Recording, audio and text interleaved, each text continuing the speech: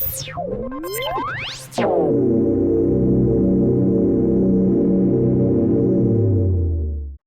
hi everyone. Thank you so much for joining us today for Girl Power, where we're going to share powerful strategies to motivate girls in STEM. My name is Dawn, and I'm the Teacher Programs Manager here at the Van Andel Institute for Education. I'm so excited to have with me Dr. Erin Williams, who is a research scientist at our Research Institute here. And I'd like her to introduce herself and kind of tell a little bit about what she does and her experiences in STEM. Yeah, hi everyone. I'm really excited to join you today. As Dawn said, my name is Erin Williams. I am a research scientist here at the Institute, and my expertise lies in familial forms of Parkinson's disease. So I have several years studying Parkinson's disease. And then my sister is actually a teacher in Indiana, and so I love teachers, and I'm just excited to help in any small way. Excellent. Well, thank you. And we're so excited to have you, Erin, and to hear your perspectives. And today, all of the resources and strategies that Erin and I will be sharing are found in the handout, which you can see the QR code on the screen and then the link. And Robin, our behind the scenes expert, is putting that in the chat box right now. And she is also there in case you run into any tech issues. Please reach out to her. She is ready to help you with those questions you might have. Hey, Robin, how are you tonight? Hi guys, good. Thank you all for joining us today. Excellent. Thank you so much, Robin. Today's webinar is sponsored by our Science on the Grand Conference. We are so excited to bring this back after a 2-year hiatus. This is a STEAM conference for inquiry-based educators here in the heart of Grand Rapids at our Research Institute from July 11th to the 12th. Hope to see you there. And just because you are a preferred member of our webinar, whether you're watching it at home live or a recording, you can save up to 50%. You can save 50% on registration using the coupon code LateBird50. So before Erin and I jump into today's content, we'd like to get a feel for who is with us tonight. So Robin's going to go ahead and set up a poll. If you take a few seconds and identify the grade level of students you teach. Okay. And all of these strategies and resources that Erin and I will be sharing work across the grade levels and ages as well. So Robin, just give it maybe a few more seconds. All right, I just closed it out. Looks like we had really great response. So Dawn, we are at 75% upper L. Okay, and then great. 25% for early L and high school. So no middle school and no admin or other. Okay. Excellent. Well, thank you very much. And we're going to jump right in to just a very important topic. And so we're going to look at 3 main areas today. Number 1, why it matters. Then we're going to talk about those 3 big problems. We're talking about our girls in STEM. And then finally, the most importantly, what are those practical strategies that you can use in your classroom to increase that motivation in our girls, our females, into STEM careers? So let's start off with why it matters. This was a quote that I came across that really resonated with the topic we're discussing today. And this is Nancy Grace Roman. She is a famous astronomer, also the mother of the Hubble telescope. And I'll just go ahead and read this quote here. I still remember asking my high school guidance teacher to take a 2nd year of algebra instead of a 5th year of Latin. She looked down her nose at me and sneered. What lady would take mathematics instead of Latin? Now, we've come a long way since the 1940s, and a lot of that is attributed to the putting into law Title IX, which prohibits discrimination in all areas of education. And coincidentally, the 50-year anniversary of this legislation is tomorrow. And we have made incredible strides, incredible gains in education.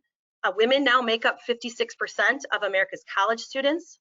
Women hold 48% of tenure track positions, and female athletes have increased 10 times since the passing of Title IX. But there is unfinished business. There is work that still needs to be done.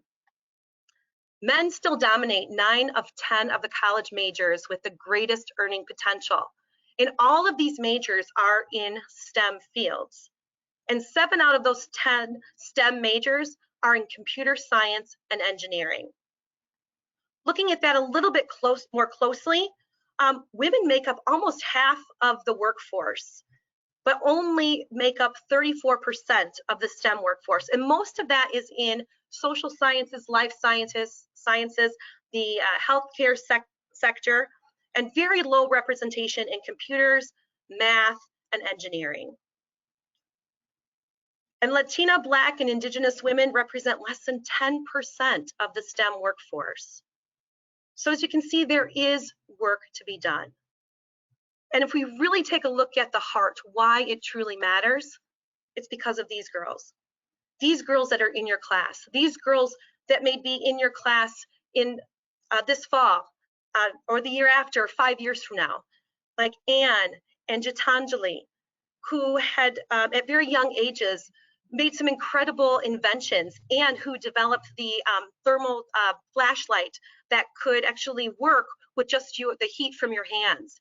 And Gitanjali, who is the 2020 first ever Time Magazine Kid of the Year, who discovered new technologies to help prevent cyberbullying, also to detect contamination in drinking water, opioids. So just incredible problem solvers and innovators that could be or will be in your classes. So let's unleash their potential. So let's take a step back and look at what are those big 3 problems when we're talking about females and their interest and motivation in STEM. So one of the biggest problems I think that we face in encouraging young girls to go into STEM related fields is the stereotypes associated with those fields. And I want to take a minute to just express that this problem is bigger than anything that one teacher can tackle in their classroom, or all of the teachers combined can tackle in their classroom, but it is something that is really important, I think, to be aware of.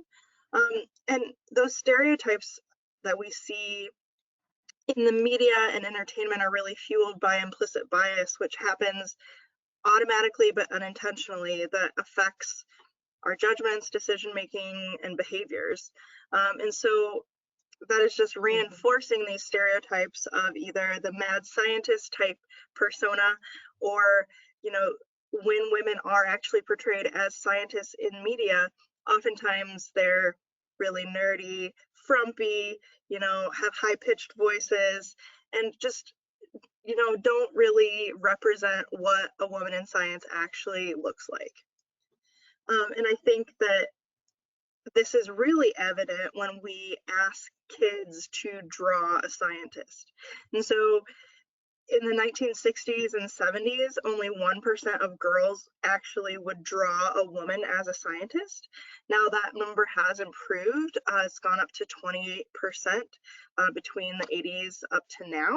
However, especially when women make up 48% of the life sciences workforce, but only 28% of children actually can recognize that a scientist isn't an old man in a lab coat with crazy hair and glasses.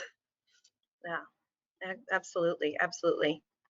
A second big problem when we're looking at females in STEM, it's just the loss of interest in STEM. Now, this is an area that we can combat.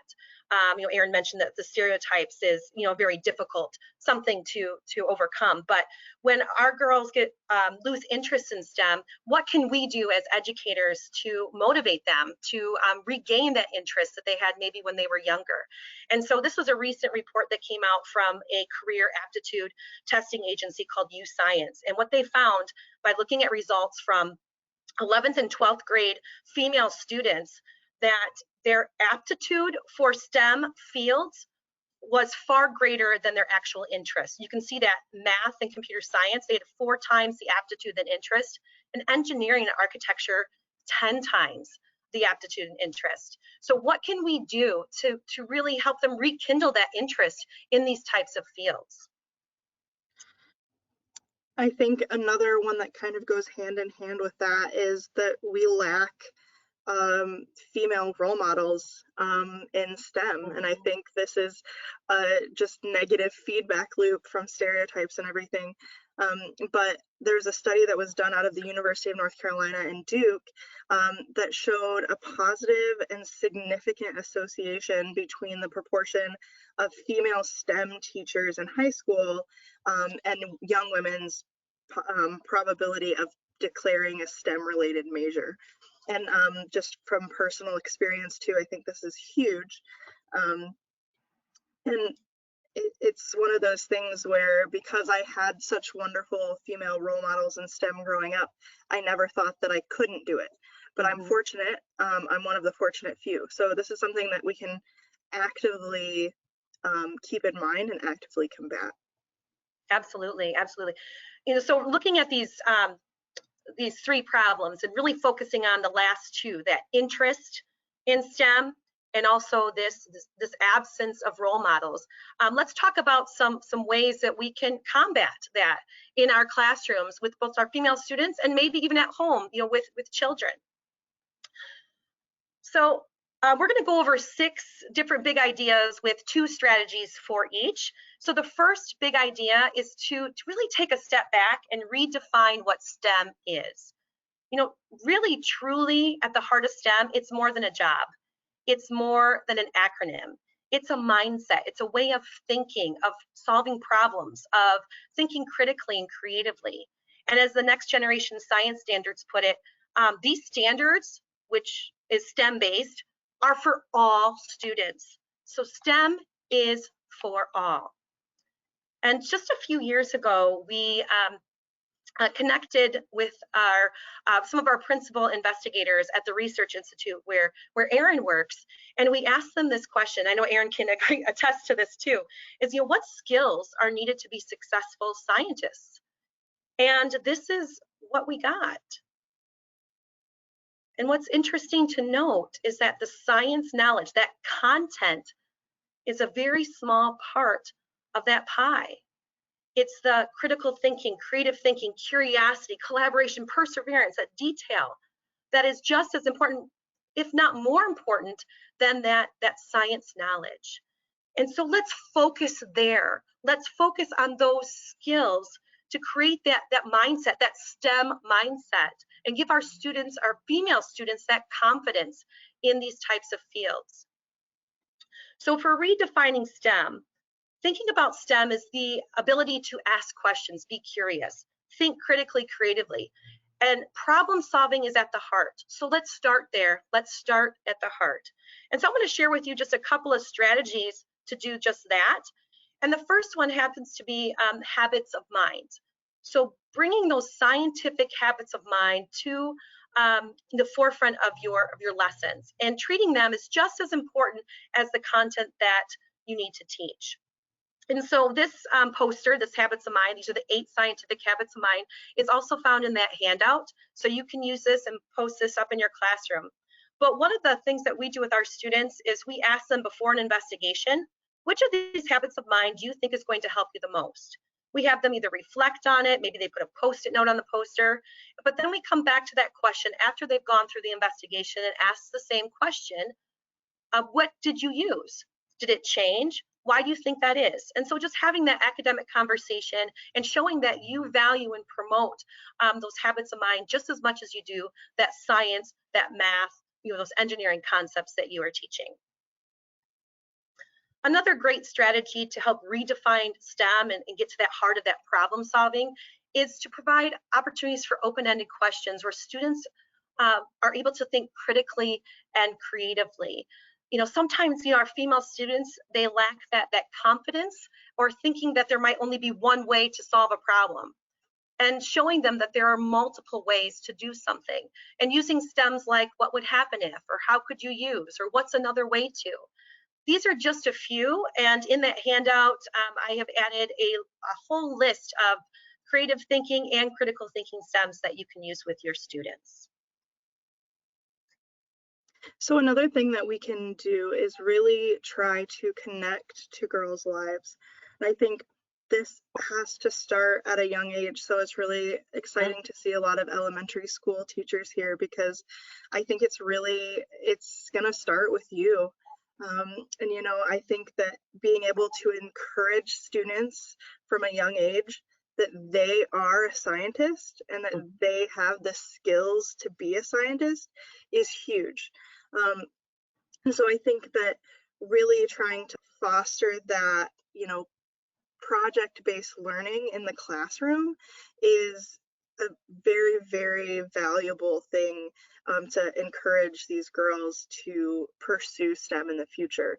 And so there are so many opportunities in and outside of school that can really help foster this creativity and critical thinking and curiosity. Project-based learning is great. Van Andel Education Institute has some really, really great kits, Blue Apple Teacher, which I think is in the handout as well as lots of after-school opportunities. So one that was really, really critical for me was a program called Future Problem Solvers. I started this when I was in elementary school and did this all the way through middle school. It was a wonderful program, and it was really just the heart and soul of, or really represented the heart and soul of project-based learning. But there are so many other really cool organizations out there, Girls Who Code, Girl Scout Science Olympiad, and a lot of others. There are links to each one of those in the handout as well. Absolutely. I love, Erin, how you mentioned that, how important that is at a young age, right? And that was something you did, like you said, elementary school into middle school, and that really did pave the way for you to have this career that you have, and this love for science and solving problems. That's great. Absolutely. Right. All right, so our third big idea is to think about establishing an inquiry approach, and where your students are learning from doing, not doing from learning, after they've learned something. So they have that opportunity to construct meaning. They understand that there's multiple ways to solve a problem. They're given some choice, and just provided those opportunities to think in a more inquiry-oriented way. So I want to share with you a couple of strategies to help you do that as you are thinking about planning your lessons come next school year. And this is something we call 4 small changes. Now, they may be small, but their benefit is mighty. So as you're thinking about your lessons that you might be doing, whether it's science or math, engineering, think about ways to approach it in a more of an inquiry style. First is that the students don't know the answer they are supposed to get. So if you're doing an investigation, use that investigation as the conduit for the learning. So it's not, the students don't learn that subject, whether it's like plate tectonics or life cycle of frogs, whatever it happens to be, they're not learning it before they get to the lab or the experiment. The experiment is where they're doing the learning. So they don't know that answer until they're done with that exploration, that discovery. The second small change is to allow students to have choice, whether it's choosing the variables that they want to test or how they want to represent their data. Just giving them that opportunity for some ownership is incredibly important. Third, students are constructing knowledge through journaling, through reflecting on what they did and making sense of that. And then finally, shifting that cognitive load to the students, so they're working just as hard as the teacher or even harder. So those are the 4 small changes to help you establish an inquiry approach. Another strategy, which is one of my absolute favorites, and this is a really big confidence builder, because we know that is an issue or can be an issue with our female students when it comes to science and experiments and labs, is to give them opportunity to mess about. And for example, we have a group of, you can see that female students there working with our Daphne, our water flea. And in this messing about, the goal is for them to get as comfortable and confident with working with the Daphnia, being able to find the heart, being able to count the heartbeats, so that now that they can get on to the next part of that lesson sequence where they're testing variables to see how that impacts the heartbeat. So giving them that skills, that confidence, and also building that engagement and curiosity is so important. So you can see how that lesson then would progress. They build the skills, then they test the heart rate on either alcohol or caffeine. They go through that investigation, and then finally they have an opportunity then to do what we call an open investigation, where they can choose different variables to test on maybe different aspects of the Daphnia. So those are just two ways or approaches to establishing this more inquiry-based approach in your lessons. Before we move on, we'll do a quick poll. Robin's going to set that up here. I'm just going to give you some time to process this a little bit. Which of these might you try? Redefining STEM, thinking about those habits of mind, doing open-ended question STEMs, connecting to girls' lives, like Erin talked about, project-based learning, after and out of school opportunities, or establishing an inquiry approach, looking at those 4 small changes and doing some sort of messing about before the students get into an investigation or solving a problem. Okay, Robin, when those look pretty good, want to share those results? Sure thing. I'm going to give it a couple more seconds here. Sure. All right. So all great ideas to try, but it looks like in the lead, 67% says is connect to girls' lives. Incredibly important. 50% establish inquiry approach, and 17% redefine STEM. Okay, all right, excellent. Thank you. All right. All right, so Erin, you want to talk a little bit about collaboration, because I know it's something that's really, really important for what you do. Absolutely. So STEM is literally all about collaboration. No one person knows all the answers, and this is why building relationships is crucial. And I always tell people that science never happens in isolation. And this is where the media and stereotypes come back in. You always see these scientists that are in dark basements alone looking through a microscope. That's not how science actually works in the real life. We have to talk to each other. We have to collaborate. We have to go to people that have certain expertise, and then they come to us for our expertise. And it really, this whole notion of collaboration can really start in the classroom too. And collaboration is also at the heart of the project-based learning, and it's a great way to encourage students to collaborate with each other. And so some of these strategies that you can use in the classroom to really promote collaboration is this H.E.A.R strategy to promote active listening. So you can encourage your student to halt, stop their own words, and really listen to whatever the other person is saying, engage, give the other person your full attention, anticipate. So reminding themselves that by really hearing the other person, you're likely to learn something. And then replay, so summarizing what you're hearing to make sure that you both are on the same page. And this is really, really important too in my own work when I have, a lot of people that I'm working with. I mean, it's really important to actively listen and make sure that everybody's on the same page, especially when you're trying to answer a really important question. Another way to foster collaboration is through engineering norms. So this is a really cool strategy where you can try to engineer trust in your students with each other. And so at the basis of collaboration is trust. And so through several different activities that are summarized in the handout, you can promote teamwork with your students, give them a project to do together, and then come back and ask these really important questions about how the collaboration went. What made your team successful? What were the challenges? How did you learn to trust each other? And these are really important skills that these kids are going to need, not only if they go into a STEM field when they grow up, but really just in life in general, I think.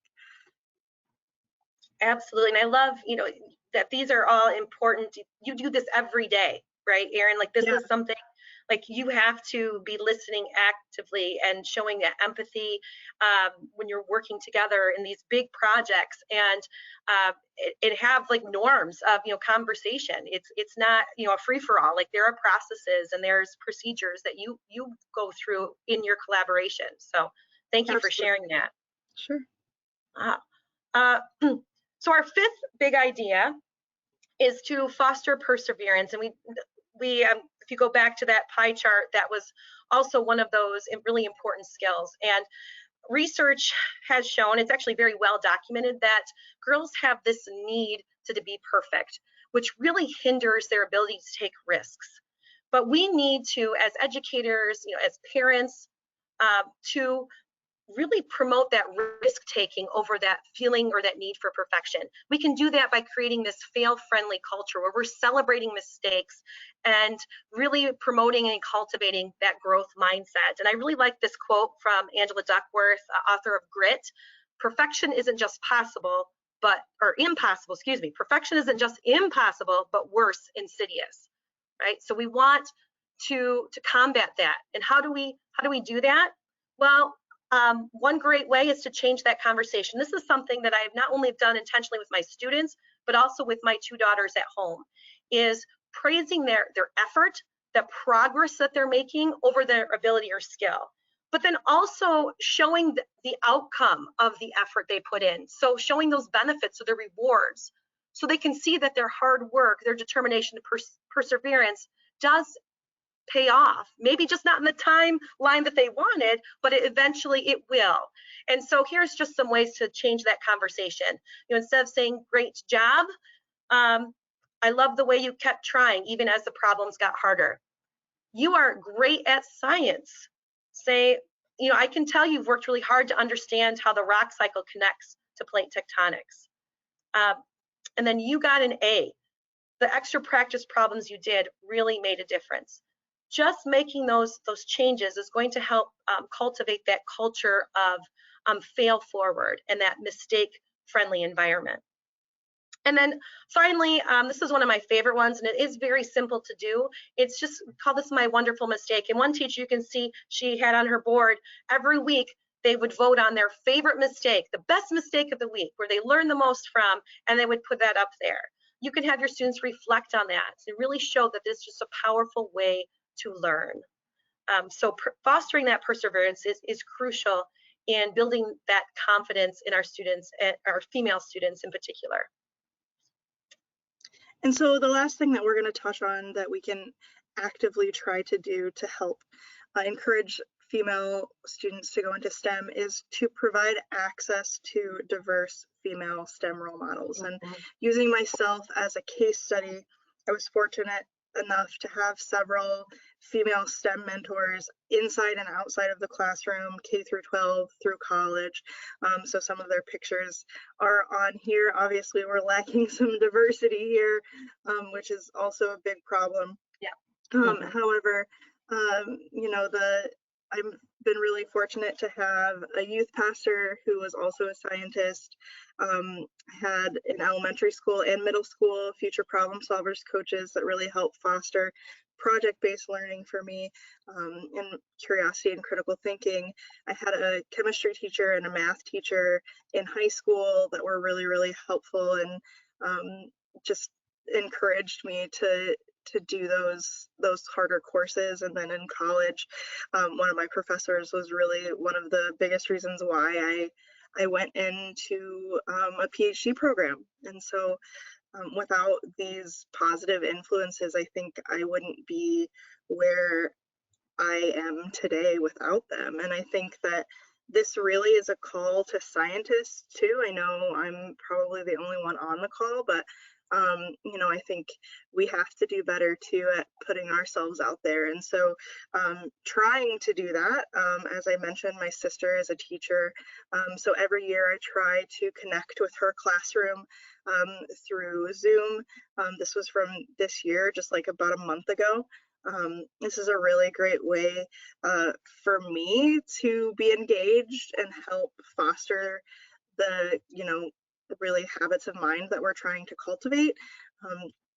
And it's really rewarding for me too, because it's it's fun, right? It's fun to hear the kids. It's fun to see their minds thinking. And I think it really does have a huge impact on them as well. Another way that you can actively get involved with scientists in your classroom is through this program called Skype a Scientist, where you can connect with a female in STEM. It's totally free. You sign up and then they will connect you with a scientist to come talk to your classroom. And then the Van Andel Education Institute also has this real world connection contact list of different people that have agreed to, be contacts for your classroom. Something that I'm really passionate about, and if I can help in any way, I'm really happy to do that. Another way is to really stock your library with a lot of books with positive STEM role models. So we have several different choices that are in your list. So take a look, they're really great, and we have them for K through 12. And so one last thing is really trying kind of aligning with the book or library, stocking your library is this H.E.A.R story. So this was put together by the Education Institute, and it really highlights really, really important women in STEM and the advances that they've made in all fields of STEM. And it's a really powerful tool to get kids engaged and see people that look like them, women that look like them that are doing amazing things. Absolutely, absolutely. I'm going to skip through this right now, and all of this will be sending out. And I just want to thank you so much for your time. And Erin, thank you so much for joining us and sharing your perspective and your journey to be a scientist. And thank you for the work that you do with the students. This is going to close here in just a few moments. And when it does, a survey will pop up. And if you would take a few moments to answer that, you'll be put into a drawing, and we'll pick one winner tomorrow for free entry to our Science on the Grand Conference. So would love to have you entered to win that. And if you want to get a hold of either me or Erin, there's our contact information there. And we just thank you so much for your time today. Have a wonderful summer. Get some rest, relax. You deserve it. So thank you. Thank you.